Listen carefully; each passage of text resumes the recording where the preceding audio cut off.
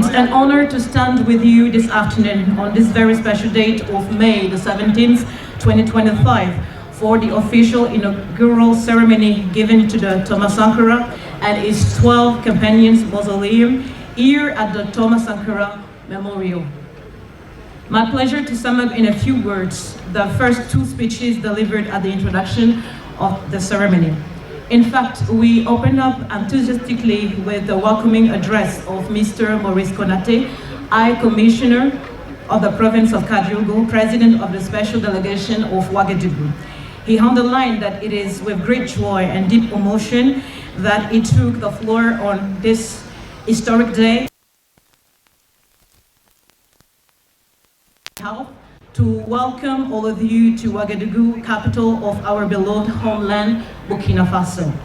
For him, your warm and numerous presence is a proof that our collective memory is alive and that history continues to bring us together.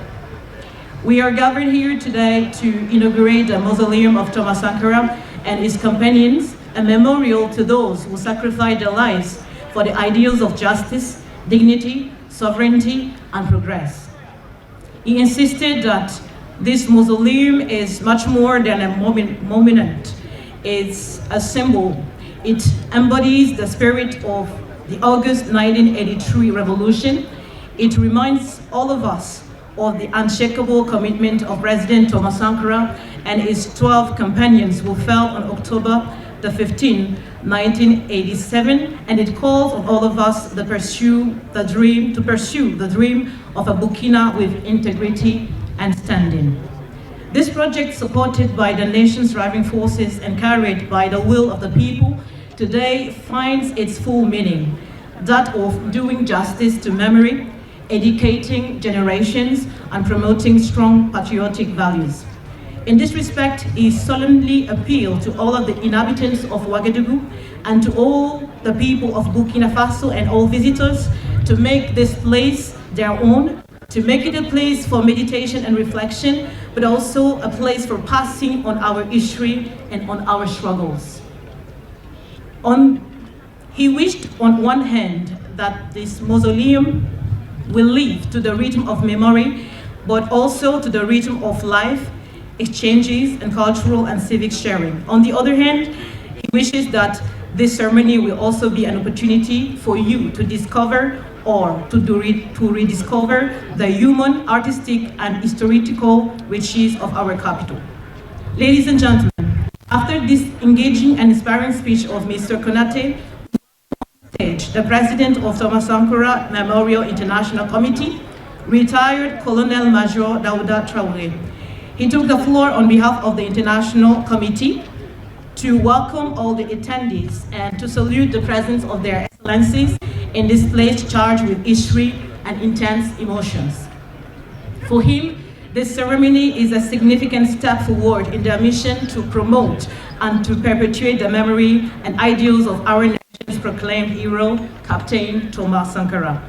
Having allowed Thomas Sankara and his 12 companions to be buried on the very spot where they were savagely murdered on October 15, 1987, has made this great memorial project a tangible reality.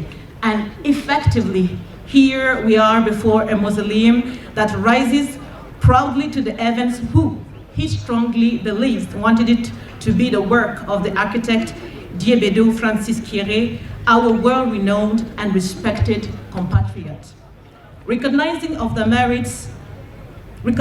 merits of values of this exceptional man, President Sankara, means also giving wings to the ambitions of the nations.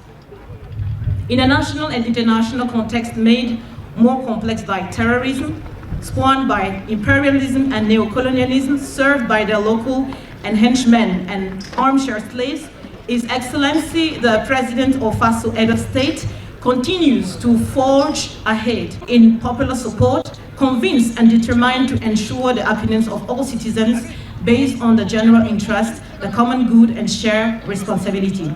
He recalled the date of October 15, 2022, when His Excellency, the President of Faso Head of State, had just taken up his responsibilities to turn Burkina Faso's fortune around and didn't hesitate to come here to the memorial to receive the torch of the People's Democratic Revolution from the hands of the late President Pierre Ouagadougou.